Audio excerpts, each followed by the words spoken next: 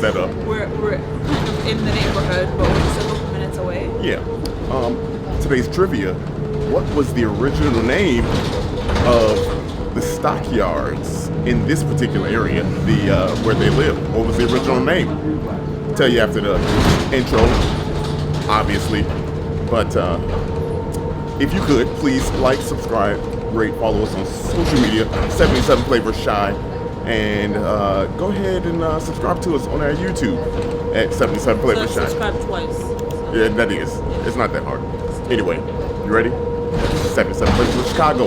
Let's get it.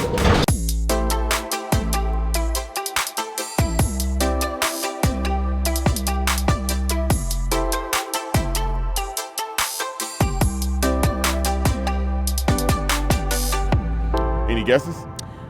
I would guess just by what they did, meat packing district. I've heard that a lot, so I'm guessing that's my guess. That's not a bad guess, if I'm being honest.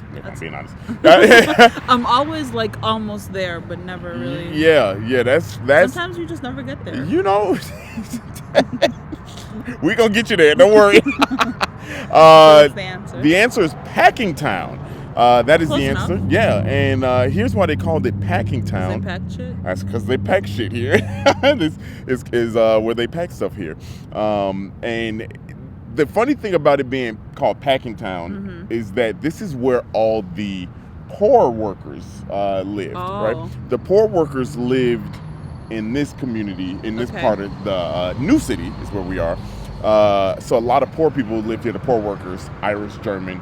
And so that's why they called it Packingtown. You know, that's not why I call it Packingtown. I can tell you some more about it. Packed in here like sardines?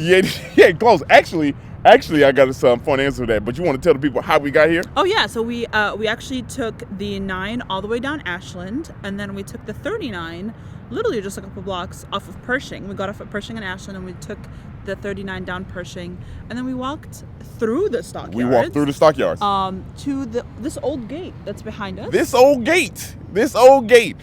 Slightly significant. Yeah, you want to know some more history about this? I do want to know. The only thing I know is that it was landmarked in 1972, February Talk 1972. Talk that talk. And the guy that preserved it, Leslie, he worked really hard to make sure that it stayed. He fought for labor laws. He fought for the rights of, laborers. yeah. That's very good. Coin. There you go. But no, it's this arch right here is actually really interesting, and I told you this area that we're in was called Packingtown. Okay, it's called Packingtown because it's where they packed all the meat. And for those that know, Chicago is the hog butcher of the world. Yeah, buddy. Or was the hog butcher of the world. At one point, they moved 1 billion when it closed in 1971. They had moved over 1 billion animals. Now, the start of this was built in 1865. Yeah. The whole meat packing stockyard district. This arch behind us wasn't built until 10 years later. Oh, really? 1875, yeah.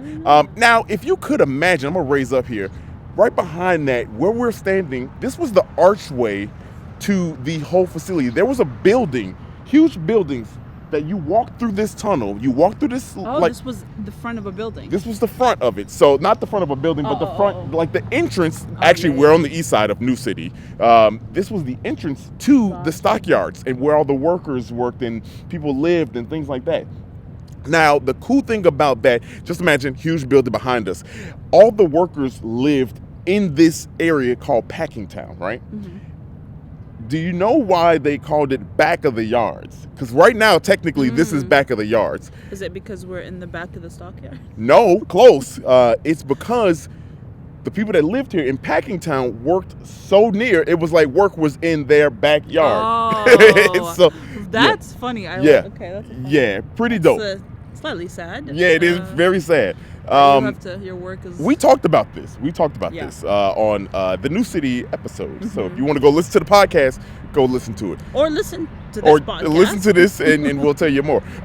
Actually, there's one more thing I want to talk to you about. We want to talk to you about historic-wise in this area. So let's zoom over there real quick.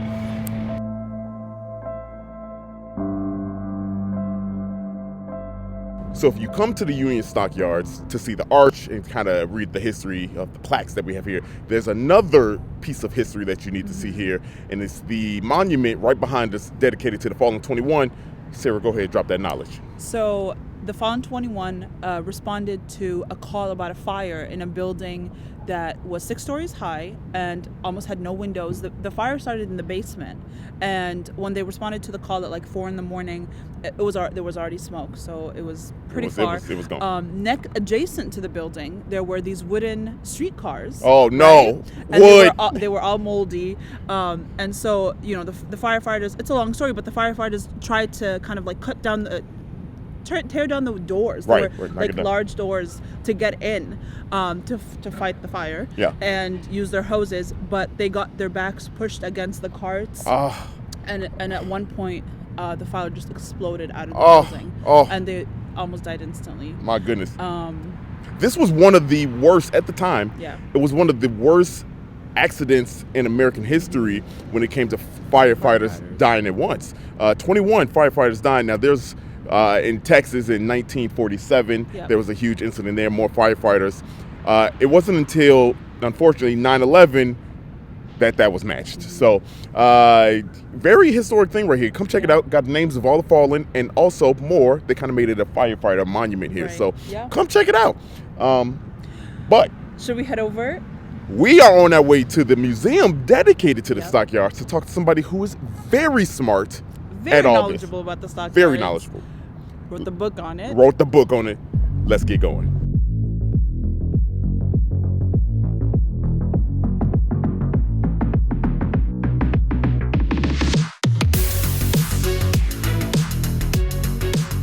We begin here with our mission is to preserve, interpret, and present the industrial history and cultural heritage of the Stockyards. And here's a little history of the building, little spiel about the Packingtown Museum itself. And here we have some very interesting photographs of the women and men who worked here. It was largely when it closed, it was largely a Polish workforce, Polish-American workforce here.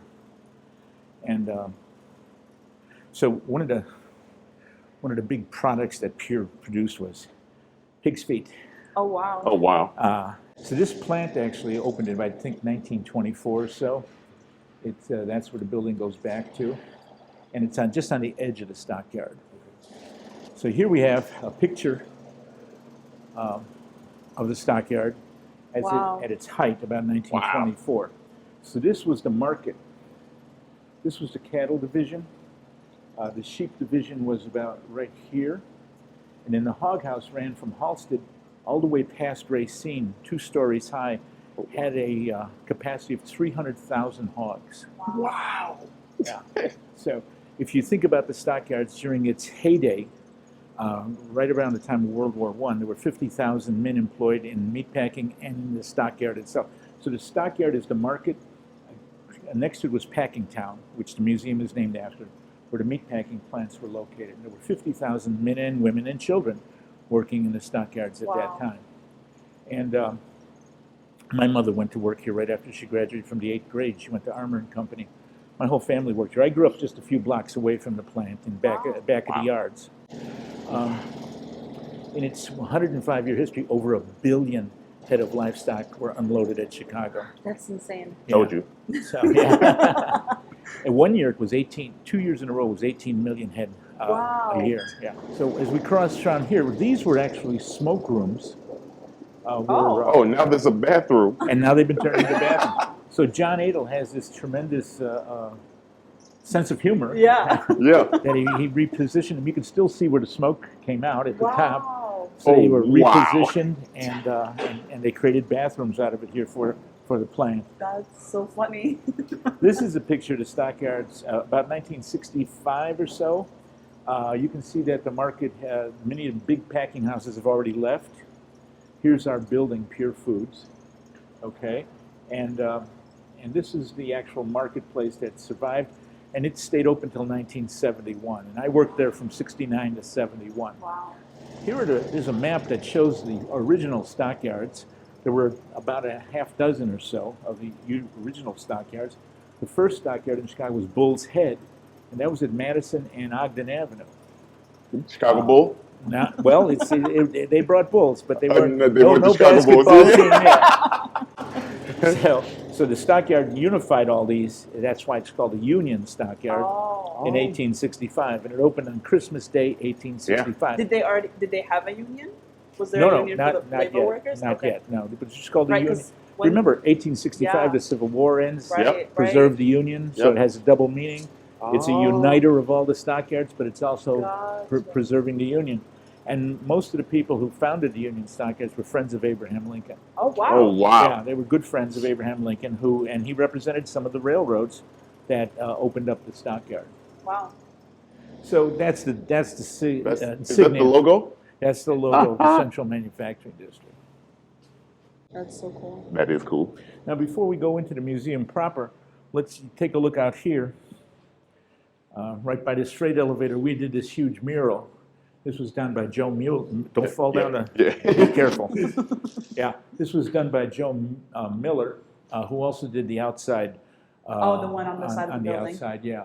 And this is based actually on historic photographs. We're actually going to have a list of the photographs and identify as many people as we can in the photographs. Wow. Wow. This was a fellow who was a meat inspector here until it closed in the mid-2000s. Wow. And here we see parts of the stockyards, or parts of the back of the yards, and various forms from the Union Stockyard. Wow. So the big packers came down here after 1870 or so. They had been already in Bridgeport along the river. Mm-hmm. So the south branch of the river on Canal Street to Halsted, that's where the meatpacking plants were located. And the river would turn red with blood. Yeah, right, Bubbly Creek. Bubbly Creek is actually from here. It comes a little bit later. And so I'll show you on the map. Yeah. So let's go into the museum proper. So this map I found in an abandoned building in the stockyards, Wow. and it is from 1891.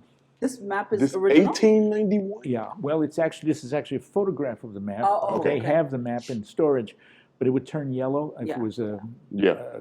because of the air, Yeah, you know.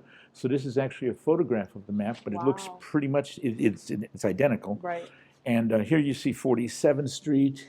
So the stockyards go from 47th Street to 39th Street, or what we call today Pershing Road, Pershing, Yeah. yeah. and then from Halsted to Racine. And then west of Racine was Packingtown, the meat packing houses. And then the back of the yards is west of Ashland Avenue. So here, what we do now along the wall is we take people through the process itself, the shipping of livestock to the Union Stockyard. Originally, livestock were driven on the hoof.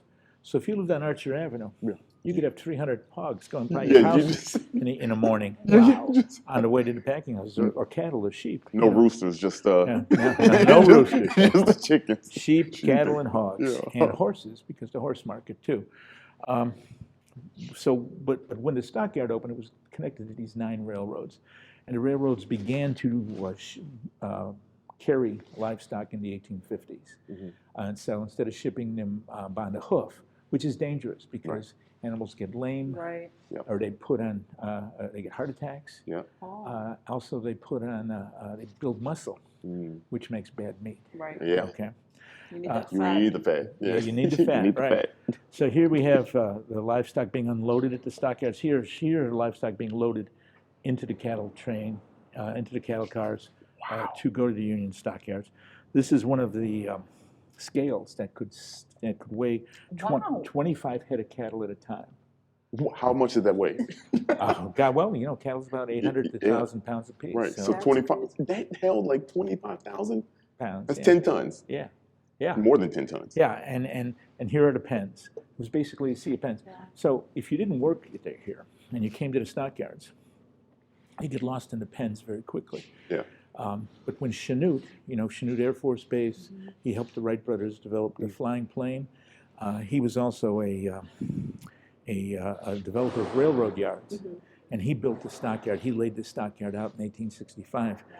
Chanute gave an address, just like every Chicago house has an address, to every pen. So What? you knew where to go. Wow. So if it said Division D, Pen 142, you knew where to go. But if you just walked in, you could get lost in the stockyards because literally the pens were about this high. Yeah. And you're walking around and you can't find your way out, you know? Yeah, it's a maze. Yeah, it was a maze. Yeah. So the Chicago Tribune called it organized chaos. Oh. Yeah. Yeah. Do you have family that worked during the height of it? Like, Yeah, my grandfathers, my mother, at least one of my grandmothers worked in the stockyards at one point, and a lot of aunts and uncles. Yeah. That's crazy. Yeah. No, and you know, the thing that everybody talks about is the smell. Right. And the smell could be overpowering, but to me, it was fresh air. I mean, I had no idea. They smell normal to you, huh? You know, when I was a young boy, I was an altar boy in a Catholic parish, Sacred Heart, and they would take us out in the 8th grade to a seminary, you know, to try to talk you into, see if you had a vocation for the priesthood. So we went out to some godforsaken seminary way to hell out in the So you country. did not have a vocation for the priesthood? I did not. Okay. And we went out there, and I said, "What is that terrible smell?" It was fresh air. I actually got nauseous. Oh no! Because the smell from the stockyards is what I grew up with, and what I thought was natural. So the normal. entire back of the yards area smelled like livestock? Not only like livestock, but you know, there were all the fumes and everything else that came out of the packing houses. I've seen reports that said at one time in the 1920s, people could tell the time of day by the way the smell changed. Oh wow! Because going through the process, you know. I could believe that. Yeah. I could believe that. Yeah. So actually, it was I talked earlier about it being sort of an epiphanal experience. Well, 500,000 people a year came to the stockyards in the early 1900s to be tourists, to visit the stockyards. You had guided tours. These are some of the tour books that were handed out during these things. And these books would take you through the entire experience. And you would go on these guided tours. And so people like Sarah Bernhardt, who was a famous actress, the nephews of the Emperor of Japan, What? you know, princes from Russia would come and go through these tours. The famous sociologist Max Weber writes about it. He actually visited also. So they would go and they'd see the hog kill. Now, you understand in about the 1890s, a skilled butcher and his assistant would take 10, maybe 12 hours to slaughter a steer and dress it, which means take it apart. Yeah. Okay? But at the stockyards, it took 34 minutes. Wow. So, and so with a hog, it took about 6 hours for a farmer. Everybody knew how to kill a hog. Right. People lived on farms. Yeah, you know, right. People in Mississippi, people in Illinois, people in Poland, Ireland, they knew how to kill a hog. You picked it up on a tree, you hung it up, you cut it, slice it. and you did that. It took about 6 hours for a farmer and his assistant to cut up a hog. At Chicago, it took 24 minutes. So it was a slap in the face. So everybody's sitting here like, what? How are they doing this? But how did they get to that? Is it like automation or like Well, you see these rails up here? Yeah. The hogs would move along on a rail and pass hundreds of men and women, and until they're down. Oh, so it was a process, like an assembly line. So It's an assembly a disassembly line. In fact, Henry Ford visited the stockyards and got his inspiration for the assembly line from the disassembly line. What? That just gave me goosebumps. What? Yeah. I did not know that. Are y'all catching this? So here you have this. So this is an epiphanal experience. In Japanese, have a term called satori. It means slap in the face. So That's what this was. So you're coming and you say, "Well, oh my God, look at that!" So 500,000 people a year are coming to look at this. Now these tours last into the mid 1950s. Wow. I have friends who came here as 9-year-olds to see the hogs slaughtered, Wow. and it is impressed on their mind. I can imagine.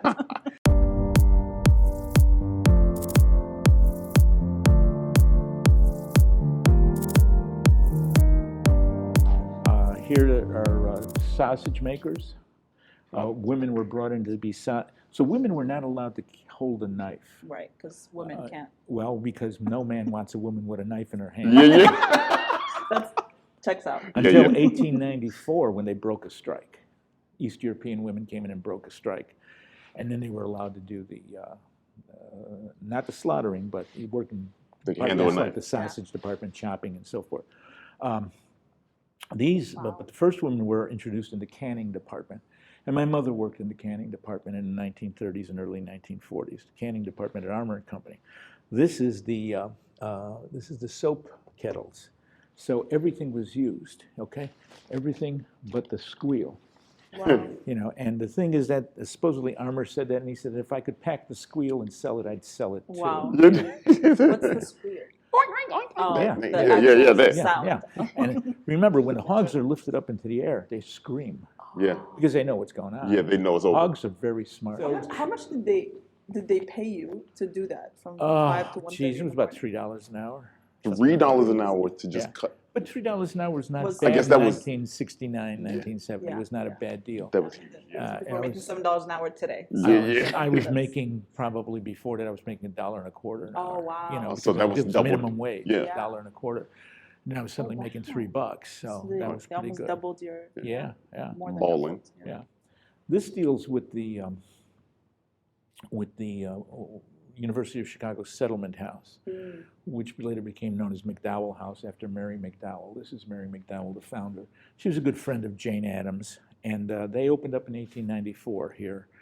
And we're just down the street from us here on Gross Avenue, wow. which is now called McDowell Avenue. So she's in here. There was also a small Polish crazy. Yeah. Catholic settlement house, also just on the What's just a on the settlement corner. house? That's what Jane Addams kind of did for the Italians in Right. Little So Italy. Jane, social work. Yeah. Oh, is it like the whole house? Yeah, that's Jane Yeah, Addams. yeah, Yep, Jane yeah. Addams' home house. Yep. Here is a Polish family. This is my grandfather Oh, really? Wow. and my grandmother, Wow. and their wedding picture in 1915. Oh, that's Wow. And he worked here in this plant. This is his paycheck from 1947. What? Yeah, he made How much was he balling out? $42. $42. Yeah, Hey, that's pretty good. That's a month's rent. Yeah. 42. 42, y'all. Yeah.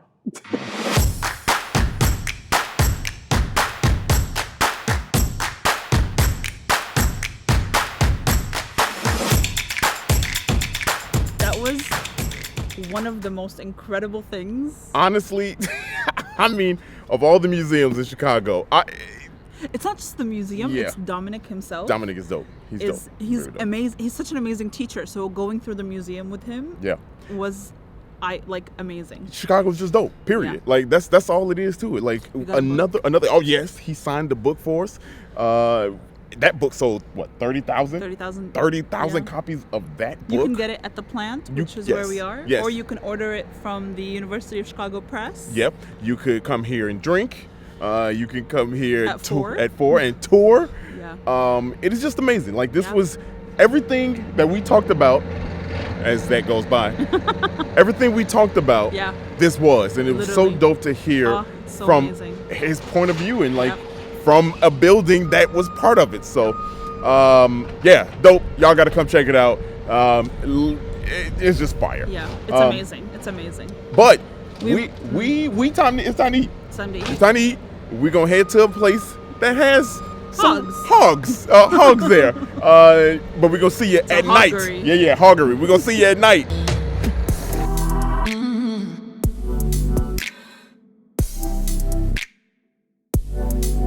All right. So welcome back to the food portion of today's episode. Hey. This one's a little unconventional. Watch the behind the scenes. It's pretty cool. But we are at Frontier in West Town. Boom. And Frontier is it's super. First of all, the place is beautiful, and it kind of takes you back in time. It's meant to be an experience where you kind of like where people just ate what they had access to. Right. So like, if you had access to a full pig, you ate That's a full what you pig. ate. You Yeah. just cooked the Out whole in the thing. wild, Literally. and go ahead. Yep. Do your That's thing. and so that's the experience. They actually fully smoke an entire animal Yeah. at once. And multiple animals. Like Multiple you can- animals. They do pig, boar, Alligator. alligator stuffed with chicken, Stuff with chicken. And Out lamb. chicken. Out chicken. al chicken. Out chicken. It's the turducken Alligator. version of an alligator. Alligator. Alligator. It's so dumb. But yeah, so that's basically what it is. The chef that is the chef here is Chef Brian Jupiter. He is a semi-finalist for the James Beard Award, and I mean, we wanted to visit this place anyway last year. It was Yeah. one of the restaurants that we wanted to visit when he was nominated, and so we're so glad to be here. Finally. Finally. Yeah. Yeah, we- Parking is tough. tough around here. Take so the bus. if you come here, Take the take the bus. The Milwaukee 9. ain't no joke. Yeah, Milwaukee ain't no it's joke. right off Milwaukee. Like Yeah. it's kind of tucked on in Wicker Park. Yeah. But the space is beautiful. Right. It's like super western. Gorgeous. I'm not a country person, but I'm a desert person, and this is very deserty. Yeah. It's really, really, but it's not kitschy. Right. It's like it's almost could be kitschy, but it's not. Yeah. But if you're one of those people that are like, you don't like taxidermist stuff, Oh yeah, you like that, won't enjoy it. If you are, trigger warning on this episode. Yeah. If you don't like dead animals, don't this watch ain't- this the ain't for video. you. Just listen to It's that. for me though. Yeah. Like this for me. Yeah. You know. So today we had the fully roasted pig. Fully roasted pig, y'all. And they bring it out fully roasted. This is out of control. Smoked. I'm sorry, fully smoked, and they carve it in front of you. Yeah, that was out of control, y'all. It was crazy. I've literally never seen that. Never. I've seen lamb. I've seen goats, sheep, Well, we stuff saw like that. when we were in Jordan, like they had this stuff under the lamb. It's like the Arab version, not the Arab version, because barbacoa is the Right. Mexican version of Arabic. We call it zerb, Okay. and it's the process of cooking food underground. Yeah. And you just like put sand over it, and then Yeah. it just like cooks for hours. Which is fire. Y'all gotta try It's that. so good. Well, try barbacoa. That's the closest thing you'll get There to you it. go. There It's you so go. good. Yeah, this is kind of crazy. We actually also got a bunch of sides. Yeah. So for people that don't eat pork, we had the smoked or the barbecue cod, Yes. which is what Dario has right there. Hey, let me try to get y'all a piece right here. Scoop up. Look, Yeah, here there you you go. go. Here you go. Look at this. Look at that. Let me see if I can get that. Oh yeah, look at that. The food, shit. the way the way we're eating is that the food was served as a buffet, so we don't actually have individual plates to show you. It's gonna suck. God damn. Oh, What's going on? what's going on? But we're having mac and cheese, a Caesar salad, a Brussels sprout salad, which is one of my favorite salads. I love Brussels sprouts shaven in a salad. It's so good. We're having You green got to let me beans. try that. Yep. Green beans, garlic rice, Garlic rice. and obviously the pig. Yeah. Oh yeah. Gotta have the pig. So- let's start out with the pig. Let's Let's start out with the pig. They had barbecue sauce on the side that you can add your own barbecue sauce to it. Yeah. I feel like it doesn't need it. I saw the juices on that thing. It's This it's looks. moist. Cheers. Yeah, that's good. I mean, it's ham. You know what I mean? Like, Yeah. ooh, It's smoky. that's very good. That's very good. It's very different. Like eating it Yeah. in this form. Like Yeah. that's one thing you need to understand. Is like eating it in this form. It's gonna different. take a little different, but it's still got the base to it. Yeah. So The mac and cheese. Look at that, cheesy. oh, the fish got bones in it now. Fish got bones, so you just can't be Yeah. out here willy nilly. Yeah, it's not Like I just filet. did. The mac and cheese is good. It kind of has like it has like a Gouda-y flavor, like a. Oh yeah, this mac and cheese is different level. Oh my god, this mac and cheese. Let me try another one of these food shots. No, no, we're not gonna do that. Not I yet. showed a picture. There it It is. is. Look at it. Oh yeah, so good. Oh yeah, we also had dinner rolls with whipped butter. Overall, It's pretty good. It's this pretty is an good. experience. It definitely is. If you come here, you have to get that full experience. Shout out to the chef for having this Yeah. idea. And doing it like this. The space that we in is upstairs. Fantastic for an event. Again, watch the behind the scenes. But they bring out the whole thing, and you just watch them carve each piece, crack the head open, and the brain comes. It's crazy. I don't want to talk about this while we eat, but it is an experience that honestly I'm glad we had on this podcast. Yeah, it's pretty dope. It's pretty dope. I like meat, but I also tend to eat mostly vegetarian throughout the week, and then when we record is when I eat meat mostly. So this is definitely an experience. Yeah. Very good. Yeah. I would definitely recommend. Oh, this is not They also do like brunch. Their brunch menu is pretty nice. Hey. I don't know who made this macaroni, Yeah. but they definitely invited to the barbecue. Promise you that. Pretty. I'm pretty gonna good. send that invitation myself. That's pretty much it. That's pretty much it. Ain't nothing else to see. Ain't no much else to see. Ain't no much. I've been drinking also. Make great old fashions. Yeah. Go. Oh yeah, their bar is great, and they do serve mocktails, so that's always something. You like the I, mocktail? I loved You it. went crazy with that. Yeah. Anyway, we'll keep on eating, smacking this Yeah, pig. We'll see y'all next week. Be blessed. Word to your mother. Damn, their mother.